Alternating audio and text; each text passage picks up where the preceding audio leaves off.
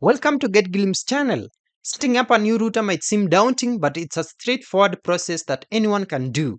This guide will walk you through connecting your router and configuring its basic settings to get your home network up and running quickly.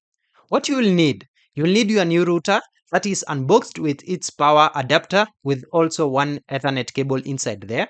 You'll also need your modem. This is a device that connects your home to your internet service provider. You'll also need another extra Ethernet cable, computer or smartphone or tablet to access the router settings, internet service provider with their details. Sometimes this is required, that is the username or password for DSL or fiber connections if not already configured by your internet service provider. You'll also need router's default login information. This is just right here at the back of your router. Just look for a sticker on the bottom or back of the router and check for this information. That is the default IP address or web address. You'll also need default username, default password, and also serial number, which is sometimes required like for Huawei routers. Now let's get started. We will first do a physical connection. So just power off existing equipment and plug the power from your modem first. It's a good practice to let it power down completely. If you have an old router, unplug it too. Now connect the modem to the router. Locate the WAN, that is the wide area network or internet port on your new router. This port is usually a different color. Most of the times it's blue or is physically separated from the other ports. Just take one end of the Ethernet cable and plug it into the Ethernet port on your modem. Take the other end of the same Ethernet cable and plug it into the WAN, which is the blue port or internet port on your new router. Now plug your modem back into its power outlet. Wait a few minutes, like 2 to 5 minutes, sometimes even longer, for the modem to fully boot up and establish an internet connection. You'll usually see a stable indicator light, that is internet, online or globe icon on the modem once it's ready. Now plug your new router into its power outlet as well. Again, wait for a few minutes for it to boot up. Look for stable power or Wi-Fi indicator lights. Now the next step is to connect your computer or device to the router now. You have two main options for this. First is the using wired connection, which is usually recommended. Take another Ethernet cable, plug one end into any of the LAN or local area network ports on your router. They are usually yellow ports. Now plug the other end into the Ethernet port on your computer. For wireless connection, this is another method. On your computer or smartphone or tablet, open your Wi-Fi settings. Look for a new Wi-Fi network name, that is the SSID that usually matches your router's brand name or model number. This default Wi-Fi name and password are typically found on the sticker on your router. Connect to this network using the default Wi-Fi password, also here on the sticker. Now open a web browser. I'm inside Google Chrome right in here. In the address bar, enter your router's default IP address or web address. This one is this one written here on the sticker as well at the back of your router. Now press enter. This should bring you to a login page. Log in to your router. Enter the default username and password, and at times also the SN for your router, like mine in here. As we mentioned, these are usually found on a sticker on the router itself or on the manual if you don't have it on the router. Now run the setup wizard, which is recommended.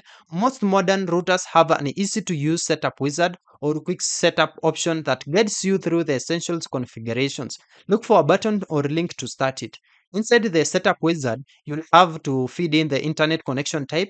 The wizard will usually detect your internet connection type automatically, but if it asks, select the correct type provided by your internet service provider.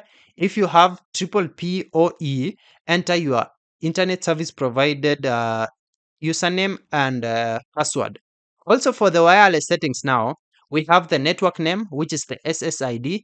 This is the name your Wi-Fi network will broadcast. Just change it to something unique and recognizable. For instance, you can use my home Wi-Fi or any other name. Avoid using personal information or default names. For the wireless password, this is the password people will use to connect to your Wi-Fi. Choose a strong, complex password that is easy for you to remember but hard for others to guess. You can just mix up uppercase, lowercase numbers, and symbols, at least 12 to 16 characters long. Ensure that the security type is set to WPA2 PSK or WPA3 if available, as these are the most secure. Before we move on, we have something very important right here, which is the frequency band. Most modern routers are dual band. They have both 2.4 gigahertz and 5 gigahertz. Mine is lucky to have that.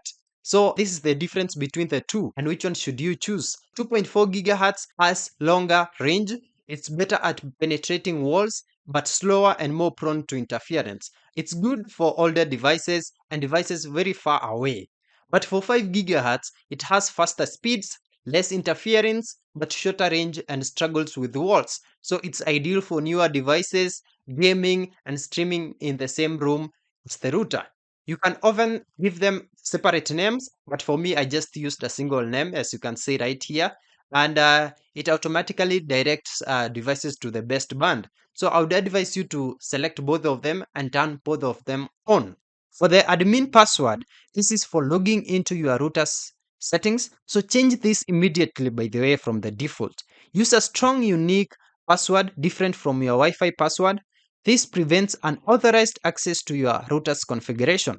The other step is to save settings and restart. After going through the wizard or making manual changes, click Save, Apply, or OK. This depends on your router. So the router will now usually prompt you to restart.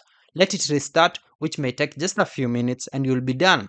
Once done, now let's connect our devices and confirm whether we have Wi-Fi on our rooms. Once the router has restarted, disconnect the Ethernet cable from your computer. If you used the wired connection for setup like me, now on your computer or smartphone or any other device, go to your Wi-Fi settings. Find your new Wi-Fi network name, which is the SSID you just created. Enter the new Wi-Fi password you set. Test the internet connection on all your devices and confirm whether it's strong and if it's working. These are further optimization settings. Firmware updates. Just check if your router has a firmware update available in it. This often provides bug fixes, security enhancements, and new features. You also have parental controls. If you have children, explore parental control features to limit internet access times or block specific websites. Also, quality of service, that is QoS. If you experience lag during online gaming or video streaming, QoS settings allow you to prioritize certain types of traffic over others. These are some of the ways to troubleshoot any common issues. First, if in case you cannot access router login page, just double check the IP address or web address. Just confirm that it's the right one and it's the one which is written at the back of your router. Ensure that your device is connected to the router either via the Ethernet or even router's default Wi-Fi. Try a different web browser. This can also fix the issue. Clear any browser's cache and cookies. Temporarily disable any VPN or proxy software and restart your computer and router. And this should also fix the issue. If in case you have incorrect login credentials, double check the default username and password from the router's sticker or manual. If you change them and forgot, just you will need now to perform a factory reset on your router, which is not a hard thing. Just press the reset button and you should be done. Now, by following these steps, you should have your router connected and configured, providing a stable and secure internet connection for your home network. Yeah, that's it. Thank you for watching. If this video was helpful, then please leave a like and subscribe to my channel for more videos like this.